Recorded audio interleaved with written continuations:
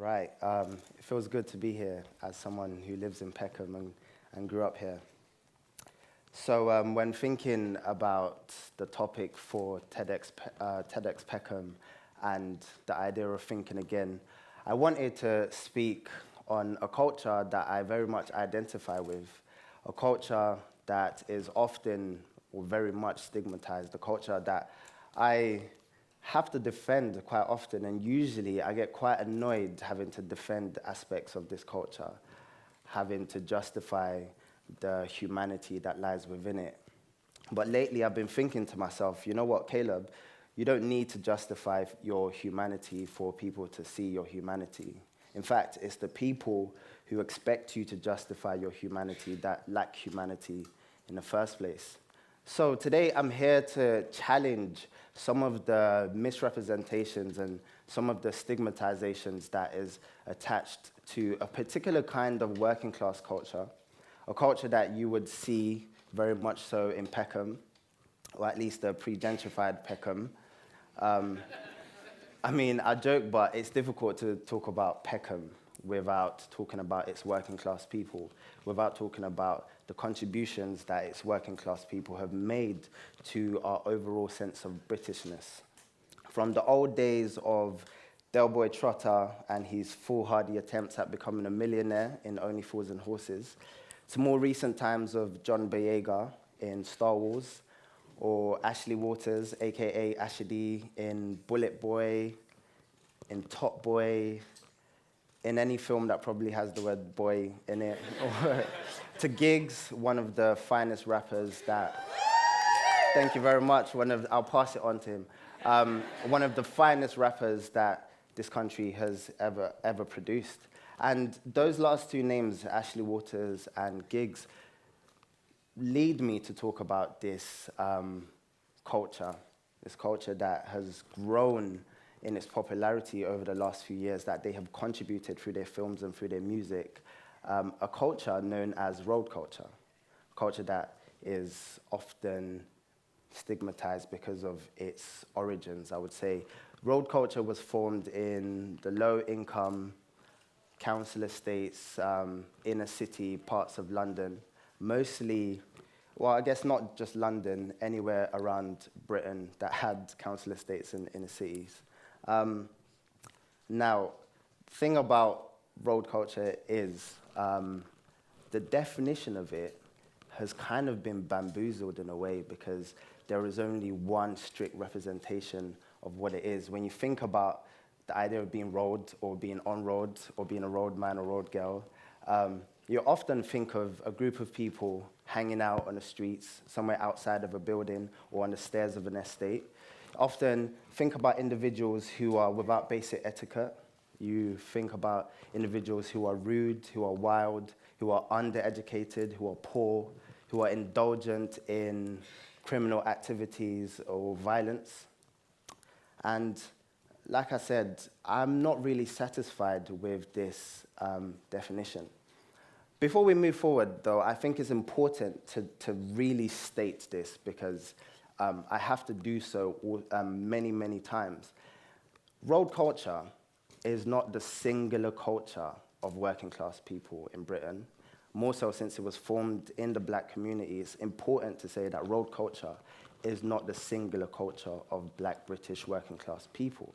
To amend the words of Toure just a little bit, if there are 1 million black British working class people, then there are 1 million different ways of being black British and working class. Okay, that was a handful.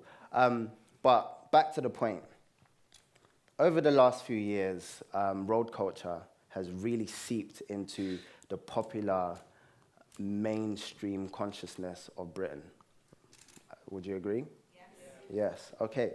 But the thing about it is that although working class people, road culture is seen as cool, although it influences everything from fashion to music, with the rise of grime music, with the rise of chicken shop reviewers, brands, collaborations and endorsements, comedy skits on Instagram, etc., memes, and all of that.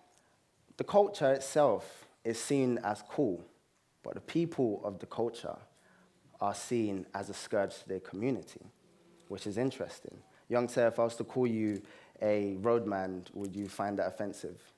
In fact, how many people, if they're really being honest with themselves, would want to be labeled as road? Not many people. And that is because there is a stigma that is attached to this culture. A stigma that I think is mainly influenced by 4 different strands. One strand that I'm not really going to talk about, I think that has to do with the color of one's skin, and I think that's that is a common denominator across like many different types of cultures of black and brown people. So I'm going to put that to the side and focus on the 3 others. One of them is this idea of being road, being outside on the roads. And when you think about that image, or when that image is depicted, it's often depicted with thoughts of danger, of threat, something ominous. Now, I'd like to challenge that. As someone who grew up on North Peckham Estate, hanging out on the roads was because there was a huge lack of facilities, public facilities. Hanging out on the roads was because there wasn't that many youth-friendly activities. Okay, in Peckham we had a cinema, we had tech, aka Damilola Taylor Center, we had, what else do we have in Peckham? We have a library, we have a swimming pool. But apart from that, there wasn't really much else. Also, we lived in flats that were hugely overcrowded. I lived in a 1-bedroom flat in North Peckham Estate, and there were 7 of us, and it was 1 bedroom. So I couldn't really bring my friends to congregate indoors, and that was the same for many of my friends. So we had to hang out on the roads. But the thing about being on the roads is that it was essentially a proverbial safe space for us to come together under a common struggle. It was a place where we could exercise solidarity, form bonds and friendship. It was a place where we could find entertainment where there wasn't none otherwise. I mean, yes, sometimes things went badly and there was trouble, but you can never have a group of human beings where there'll never be any trouble, especially unstimulated human beings. So being on the roads for me felt like I was part of a community, which otherwise I don't think any of alternatives would have provided that. Another contribution to the stigmatization of road culture is definitely speech, road slang. For those who don't know, road slang is essentially influenced by a cocktail of dialects deriving from the Caribbean, from West Africa, from America, from right here in Britain. And what I really loved about it, or what I actually find difficult about it, is that when most people hear someone speaking road slang, they usually associate it with some sort of aggression, some sort of uneducatedness, some sort of brutishness. And that kind of, like I said, that really irks me. Because for me, as a boy who came to this country when I was 7 years old, my English was fantastic. My English was brilliant. I could speak standard Queen's English. But being in this country, I didn't necessarily feel like being able to speak the language made me feel British. However, living in North Peckham Estate in such a diverse community, everyone almost added their own bits of language to the cauldron of language that existed in the community. So for me, I was able to really embrace a type of form of talk that really felt like it reflected my immediate experience of Britishness. Do you know what I mean? I really appreciated it, especially with the trauma of assimilation. Those of us who have had to assimilate, it's actually, if you really think about it, quite a traumatic experience, especially if your accent is a bit strong. Do you know what I mean? And I think road slang actually kind of helps that in a way. So for me, this was a form of speech that rejected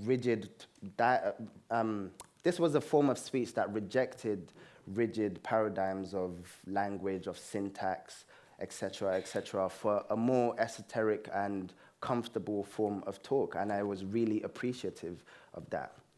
So onto the third point, or onto the third strand that contributes to this stigmatization, is perhaps the culture's biggest export, and that is music.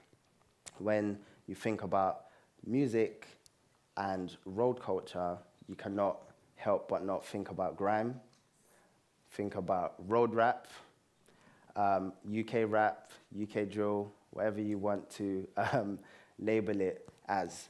Now, most people, I get in so many Twitter arguments and face-to-face debates with people that really focus on this idea that road culture or road music is detrimental to road culture or detrimental to a group of people because its content is violent, it endorses the use of drugs or the selling of drugs, it is misogynistic, etc., etc., etc. And I agree with that, 100%. But I also think that there are some other variables to think. I always disagree in a sense of by getting rid of the music, you're essentially going to cure like those negative aspects within the community. I don't think that's possible. So that's a debate that kind of goes on and on and on in the sense that I agree with you, but also I think that the solution isn't just getting rid of the music. In fact, I always direct them to look at the music in a different way. Now, according to Howard Pinderhughes, who is a professor that looks at trauma at a community level, he says that young people in such communities, young people young people who experience traumatic events or conditions, they end up going on to develop post-traumatic stress disorder or post-traumatic stress disorder related issues. Now, what's interesting about that, he takes it further. He says there is a difference in the community and in regards to community trauma. He says, in the community, young people who are experiencing this trauma should actually be diagnosed with PTSD, but the P in the PTSD should be changed from post to pervasive or persistence because the trauma that they're experiencing is ongoing. They haven't been removed from the condition or the vicinity where they experienced the trauma, in a sense that a soldier may go to war, experience PTSD, leave war, come back to a safer environment where they can start treating their PTSD. Whereas these young people are consistently in the same place that triggered their trauma. Now, we all know, those of us who know about the link between music and mental health, it's well documented, so you can Google it or something. Music is used in many practices in dealing with mental health issues, with PTSD, depression, etc., etc. So, we've got these young artists from the road culture who are talking about their everyday traumatic events in their music. Why isn't this seen as musical therapy? I've always been an advocate for trying to see the music in this way. I mean, yes, the content is very difficult and quite negative on mostly on the whole of it, but in the sense of like treating mental health issues, I think that there is a real potential there. For example, if we look at Dizzy Rascal's Boy in a Corner album, he was a boy, he was 17 years old when he made this album. Now in it, he talks about the shotters, the runners, the money stacks, he talks about the ninja bikes, the gunfights, and the scary nights. He talks about his depression, he talks about his thoughts of suicide in it. And it's a clear example of a boy who is self-reflecting and who is mapping out his mental health on music. So with that said, I think that we should actually, when we are listening to the music or when we hear the music of road culture, we shouldn't be so quick to dismiss it. We should try to see the potential it has for actually alleviating some of the trauma that is experienced in these communities. So I say this to end. The next time you see someone who might fit the visual or behavioral description of someone who's part of the road culture, if you ever see me on road, I want you to ask yourself. No, it's serious, because you can be Stormzy, flying high in the charts, but you can still get the police called on you by your next door neighbor for being your next door neighbor's next door neighbor. You can still get harassed and judged on the road, not because you're a man on the road, but because you're a roadman. So I want you guys to really think about this. Next time you see someone on the road, think to yourself, is that a road person, or is that just a person on the road? Think again. Thank you very much.